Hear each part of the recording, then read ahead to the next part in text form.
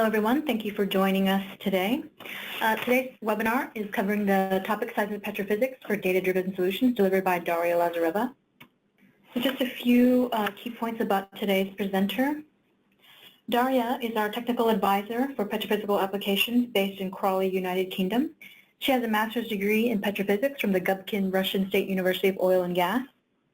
Daria has extensive petrophysical experience in well log interpretation techniques, core data interpretation, well log interpretation, and reserves assessment. In her current role, she's responsible for all aspects of technical sales, software support, and training services to clients in Europe, Africa, and Middle East. As a project petrophysicist, she has first-hand knowledge in petrophysical projects, conducting well log data QC, well log normalization and correction, and well log interpretation, analysis, and elastic properties modeling. Just to give you an overview of the GeoSoftware Portfolio, which is CGG's commercial offering, the GeoSoftware Portfolio delivers solutions for the entire journey from exploration and development to life of field production management. We offer the industry's preferred set of tools and support for multidisciplinary teamwork, integrating workflows to give you the full end-to-end solution, everything from seismic processing and imaging all the way to reservoir engineering. I'll hand it over to Daria as she talks about PowerLog. But I do want to take a moment here to also talk about today's webinar. We know that the application of rock physics modeling and well log information is key in order for you to employ results in modeling and interpretation of seismic data. The info you need is dependent on a wide range of variables. So with that said, I'll let Daria take it from here. Hi, Jasmine. Thank you for introducing me. Before we start, I would like to apologize in advance. I have got a cold, and if there are a few seconds of silence during this presentation, that probably means that I'm coughing and muting for a second. I would like to tell a few words about PowerLog in general. PowerLog is very intuitive and easy to use petrophysical software, and it's been on the market for about 35 years now. PowerLog allows you to run your projects in a multi-user and multi-interpreter mode. You can use PowerLog at every stage of your well data analysis project. Early next year, we are expecting a big release for PowerLog, where we'll have a Python scripting implemented. An outline for today's webinar. I will give you an introduction to seismic petrophysics, and then we will have a look at how to apply environmental correction to your logs, going further into petrophysical interpretation, and then onto rock physics modeling. Rock physics provides the connections between elastic properties measured at the surface of the Earth within the borehole environment or in the laboratory with the intrinsic properties of rock, such as mineralogy, porosity, pore shapes, pore fluids, pore pressures, permeability, viscosity, stresses, and overall architecture such as laminations and fractures.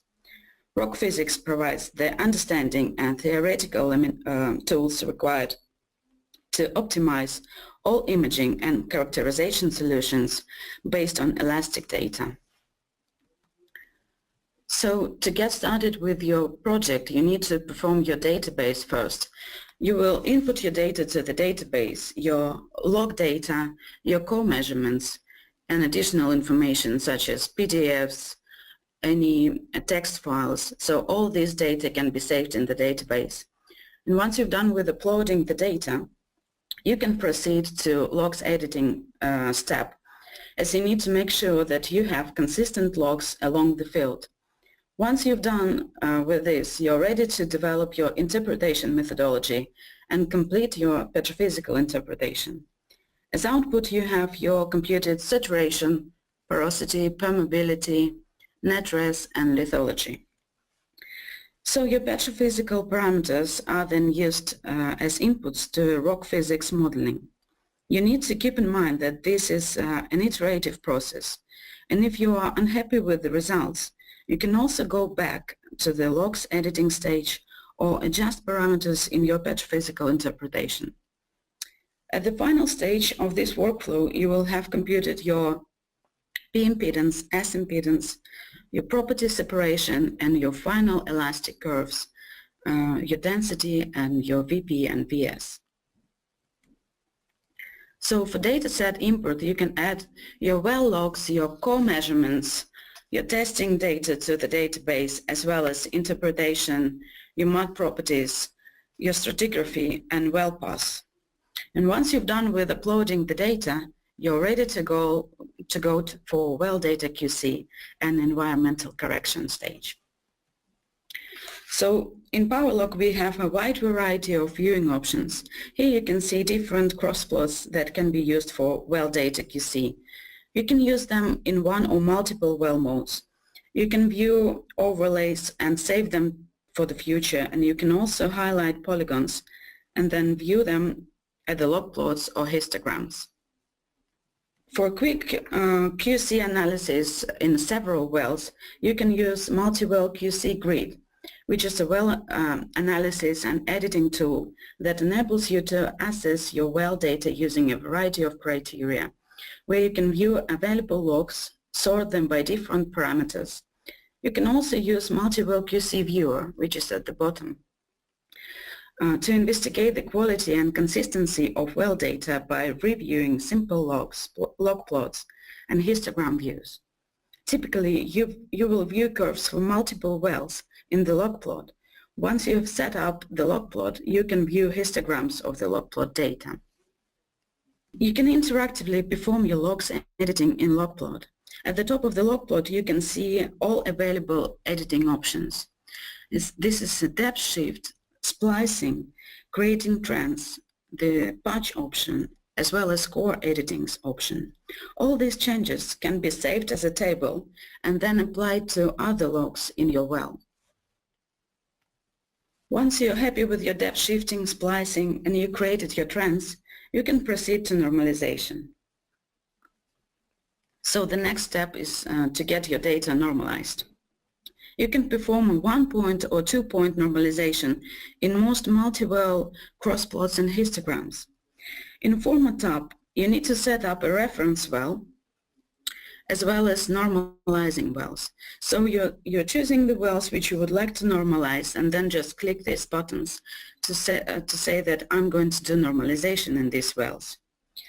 And you need to, with either method, you can restrict normalization to specific intervals, which prevents normalization across logging runs, or you can apply normalization to entire well interval. A report is automatically generated that includes information about the normalization process. So this is the place in the Format tab where you can set up a normalization interval. And here you can see two different examples, normalization at the histogram and normalization at the crossplot. So the quality control and normalization of the acoustic and density logs can be performed based on comparison of measured logs with depth compaction trends, your core data in reservoir conditions, and the VSP data. As an example, on the right-hand side, you can see two different histograms with density logs before and after normalization. You can create depth compaction trends on the log plot and then view them in combination with your elastic logs on the crossplot. This technique will help you to identify intervals with bad data for the future replacement. So you can zoom in and see how your density and acoustic logs look like. So you can identify the intervals which you would like to apply your environmental correction.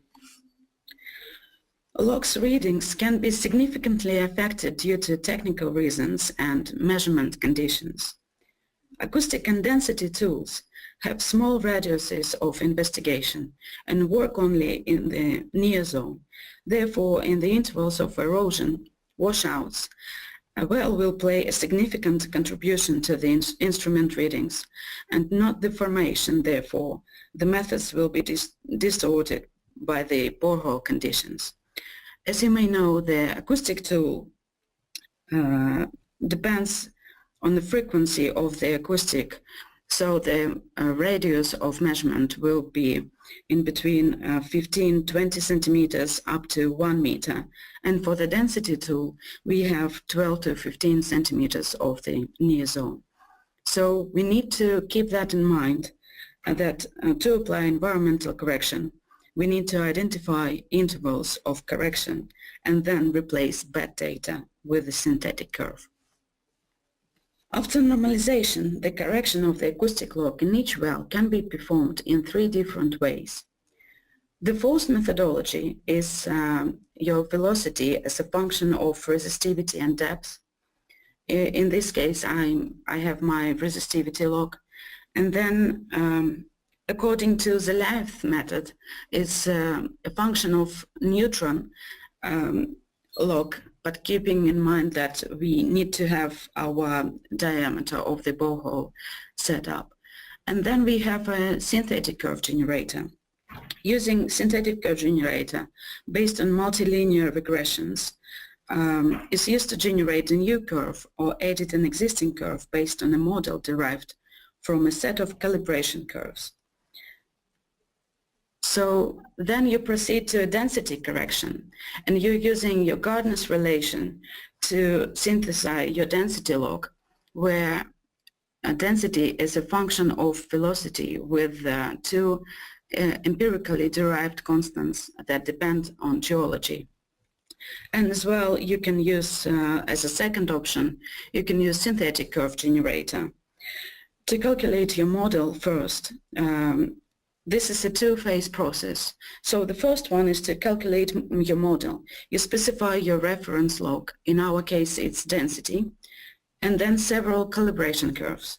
Using the calibration curves as inputs, the program derives the algorithm that outputs a synthetic curve that best matches the reference curve. And then we are ready to generate our synthetic log or edit an existing curve. Our results of environmental correction you can see on this slide. Acoustic corrected in purple and raw log in black. You can see a significant change in washouts intervals, and we assign these values to a synthetic log which has been generated from our synthetic curve generator. And then on the right hand side you can see a density corrected in red and a raw log in black. So once we are happy with this environmental correction, we can go to the next stage and complete our petrophysical interpretation. So petrophysical interpretation in PowerLog can be performed in different modules which will meet your needs. You can perform your petrophysical interpretation in different rock types, such as shelly sand reservoirs, thin bedded reservoirs, as well as complex carbonate rocks. As an additional module to the basic package, we have our Statmin module. This is a statistical program that calculates lithology, mineralogy, and porosity. Today we will have a look in deep into a clay volume model in a multimean as well as in the Statmin. So to start our petrophysical analysis, we need to compute our V-clay.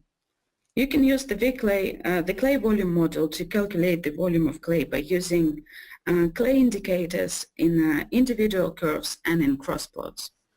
So in this particular example, I'm showing you how you can create on the log plot your trends for clean and shale rocks, and then you can input these trends to this clay volume computation module.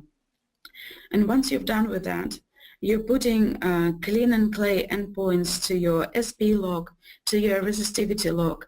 You can also use a neutron density crossplot or any other crossplots. And as output, you can see on the right log plot, we have 3 different computed volumes of clays. It's V-clay computed from GR log, V-clay computed from neutron density crossplot, and V-clay computed using SP log. But the final one is in blue one. It's our final V-clay curve. And if we are happy with it, we can go to proceed to the next stage for petrophysical interpretation in our multi-mineral analysis. As an input for rock physics, we will need our saturation, porosity, and V-clay. So we've already computed our V-clay, and we can put it in our input page 1 in multimean. But what we need to do here, we need to identify the model for computation. is going to be neutron density photoelectric factor. So we're putting our neutron log, our density log information, as well as photoelectric factor, plus the temperature. And then we go to the second page to input all information we need to compute our volumes of minerals for our sandstone, limestone, and dolomite. We need to know the density of matrix and the U matrix values. And we also need to set up parameters for our clay, our neutron, our resistivity, density of clay, and density of dry clay. The next input page is input page number 3, and all parameters on this page are used to compute saturation. So you can choose a model you would like to run to compute your saturation, and then input your parameters, resistivity of water, some parameters, resistivity of mud, and temperature of water and mud, as well as limitations for computing your porosity. In this module, you can have as an output, you will have your porosity, your saturation, your V-clay corrected, your volume of minerals, as well as corrected density and neutron for hydrocarbons. You can set up different intervals for computation, and you can also use different zones if you have different parameters for different zones. It's really easy to save the screen and then apply it to a different zone. Just run it by one click. As an output, you can see that we have our log plot with the output volume model with the sandstone, clay, limestone, dolomite, and porosity in it, as well as volume of bulk volume of water and porosity in this track. To compare the results, I'm showing you how you can do the similar computation in our stochastic modeling, which is called Statmin. It uses probabilistic model to calculate lithology, mineralogy, and or porosity, and can easily adapt to the needs of the analyst. So it's based on computations of mathematical matrices. You will need your input logs, and as many inputs you have, so as many output volumes you will get at the end of computation. You can also set up different number for iterations to get the best results you would like to see in your volume model. And here we are comparing two different models from Multimin and Statmin. And we are very happy with the results. And we are ready to go to the next step of rock physics modeling.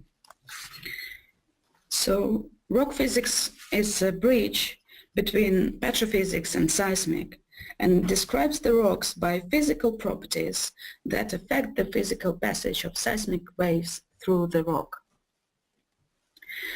So modeling the elastic properties is a very important step in studying the physical properties.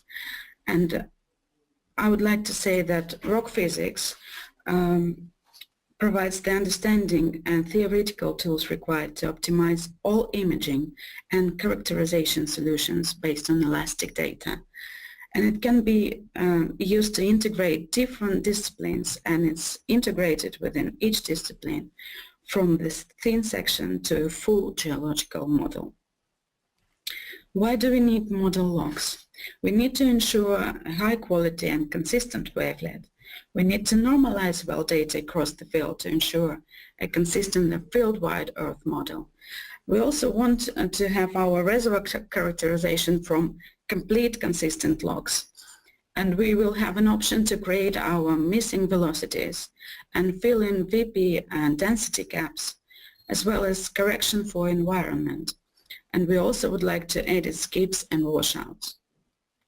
So looking at this workflow between petrophysics and rock physics, and they're very good synchronized. So we have an option to use our V-clay, porosity, and saturation as inputs to our rock physics modeling. And if we are not happy with these results, we can go back at any stage. We can go back to environmental correction or to model and control parameter selection for petrophysics, and then we can proceed again to a rock physical stage. So finishing our rock physics modeling, we will have our elastic logs, our density, our VP/VS, as well as VP/VS ratio and P impedance and S impedance. So as inputs for rock physics, we will use our logs as well as ancillary data. It will be PVT, API, GOR, gas gravity, resistivity of water, pressures, your core data, production test data, your mod logs, and geological descriptions.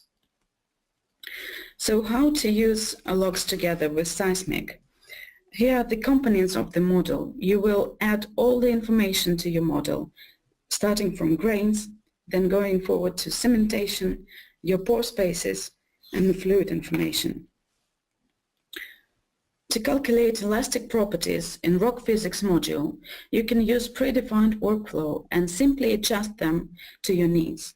It can be a very simple workflow as shown at this slide, where you can combining your velocities and densities, you can compute your shear and bulk modulus, or it can be very complex and difficult from the first point of view to understand this workflow, but you are adding your ancillary data, your fluid properties, your petrophysical inputs from, would it be Statmin or multimin, you are adding your clay parameters, volumes of minerals, your aspect ratios, and then after computing your mixed model, you will get your VP, VS, density, P impedance, and S impedance as outputs.